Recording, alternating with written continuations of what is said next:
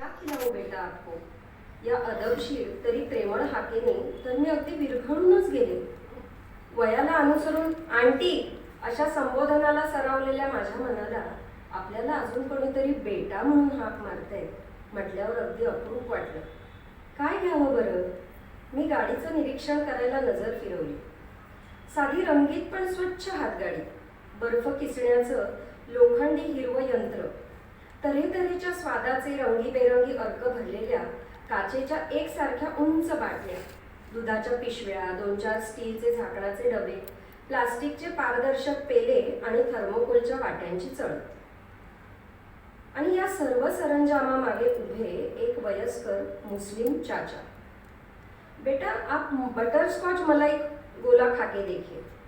मी नकळत होकारार्थी मान हलवली. चाचांनी बर्फ किसायला सुरुवात केली, पण बर्फाचा ढीग पेल्यातनं टुचता एका पसरट वाटीत भरला आणि त्यावर रंगीत अर्क टाकायला सुरुवात केली.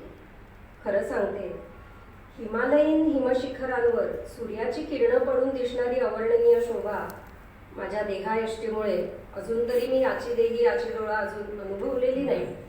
पण चाचांचं या वाटीभर बर्फावर चाललेलं रंगलालित्य त्या क्षणी माझ्या मनातील आहाचे चित्कार तितक्याच ताकदीने उमटवत होतं. एखाद्या कलाकाराच्या नजाकतीने आणि तन्मयतेने चाचा रंग बरसवत होते आणि बर्फाचं शुभ्रपण त्या रंगांचा गडदपणा सौम्य करून त्यांना एक आल्हाददायक छटा बहाल करत होतं. विविध रंगांची मनमोहक उधळण करून झाल्यावर चाचांनी त्यावर अजून बदामाचे काप, मिल्कमेड इत्यादी घालून गोळा पेश केला. समोर आलेल्या त्या कलाकृतीला गोळा म्हणणं फारच अरसिक होतं. मी डोळ्यांनी त्याचं सौंदर्य निरखू लागले, पण चाचांचा गैरसमज झाला. बेफिक्र होके खाइए बेटा, रंग जरा भी नहीं लगेगा मुंह को. हम ये रंग खुद बनाते हैं. देखिए, दिन भर गोला बनाकर भी हमारे हाथों में जरा भी रंग नहीं लगा. ग्लोव्ज वापरलेले नसूनही चाचांचे हात खरंच स्वच्छ होते. त्यांनी दिलेल्या गोळ्याचा स्वादही खूप चवदार होता. जिभेला बर्फाचा करकरीतपणा न लागता मलईचा मुलायमपणा जाणवत होता. मिल्कमेडच्या गोडव्यासोबतच चाचांच्या आपुलकीची मिठास त्याची लज्जत अजूनच वाढवत होती. मी प्रसन्न मनाने चाचांना भरभरून दाद दिली.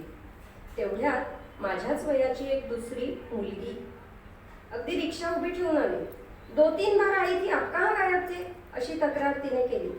पण उत्तर ऐकायला तिला वेळ नसावा. झटपट एक मिल्कशेकचा ग्लास पार्सल घेऊन ती भुरकन रिक्षात बसून निघून गेली. क्षणभर चाचांचे डोळे पाणावले. दाटल्या कंठाने ते स्वतःशीच बोलले, कैसे आता? मेरी घरवाली अल्लाह को प्यारी हो गई. किसी चीज में मन नहीं लगता. बस अपने बच्चों पर बोझ नहीं बनना चाहता, इसलिए काम करता हूँ. या दुःखाचा अनुभव मीही घेतला असल्याने मी स्तब्ध झाले. कुठले कोण चाचा आणि कुठली कोण मी? आयुष्यात एकमेकांना याआधी पाहिलंही नसताना दुःखाच्या समान अदृश्य धाग्यांनी चटकन एकमेकांशी बांधले गेले. सांत्वनाचे शब्द अशा मनस्थितीत किती फोल वाटतात हे मी चांगलंच अनुभवलं होतं. अम्मींची रूप उदास होईल तुम्हाला असं बघून. त्या दिसत नसल्या तरी तुमच्या सोबतच आहेत. हाँ बेटा, उसने गरीबी में भी कभी मेरा साथ नहीं छोड़ा, लेकिन जिंदगी भर नेकी से काम करने के बावजूद भी मैं उसे एक पक्का घर नहीं दे सका. अल्लाह की मर्जी. उसासा सोडत रिकामी वाटी माझ्या हातातून घेत चाचांनी स्वतःला सावरलं. और क्या खाओगे बेटा? काही खाण्याची इच्छा नव्हती. मी तसं सांगताच चाचा म्हणाले, बस हमारी ओर से एक स्पेशल चॉकलेट मिल्कशेक पी लीजिए. पता नहीं क्यों आपसे दिल के तार बन गए हैं. ते तर खरंच होतं. खूप आग्रहाने चाचांनी मिल्कशेक प्यायला लावला. अच्छा लगा बेटा? त्यांनी विचारलं. साध्याच शब्दातून त्यांचं हळुवार मन डोकावत होतं आणि माहेरून निघताना व्हावे तसे माझे पाय जड झाले होते.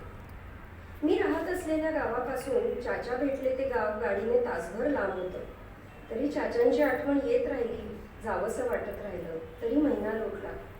मुद्दाम चाचांना भेटायला वाट वाकडी केली, पण आधीच्या जागी एक फळांची गाडी उभी होती.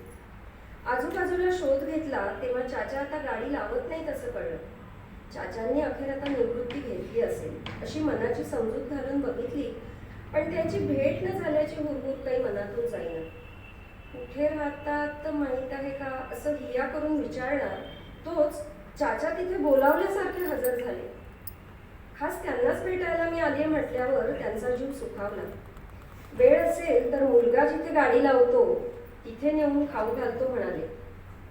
त्यांनाही माझ्या गाडीत बसवून तिथे गेलो. खास गोळा खायला लांबून आले आहेत माझ्या हातच्या. चाचाने मुलाला सांगितलं, बसायला खुर्ची दिली. आज मुलाच्या हातचा गोळा खाऊन बघ, ते म्हणाले. याही गोळ्याला चव छान होती, पण रंगाविष्कार नव्हता. सर्व रंग एकमेकात मिसळून एक मातकट छटा आली होती. ते ओळखल्यासारखं चाचांनी एक गोळा मग स्वतः बनवला. माझे डोळे आणि जीभ दोन्ही तृप्त झाले. हद्द म्हणजे चाचा आणि त्यांचा मुलगा दोघेही पैसे घेईना.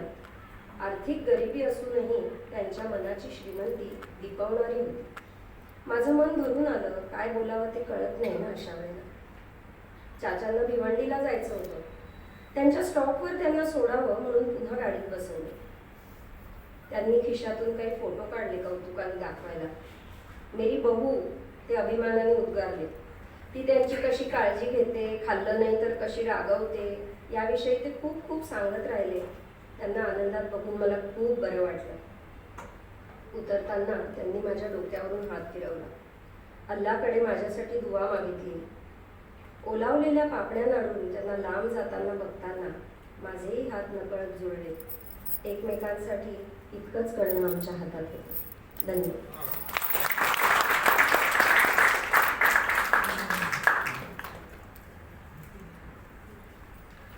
खरं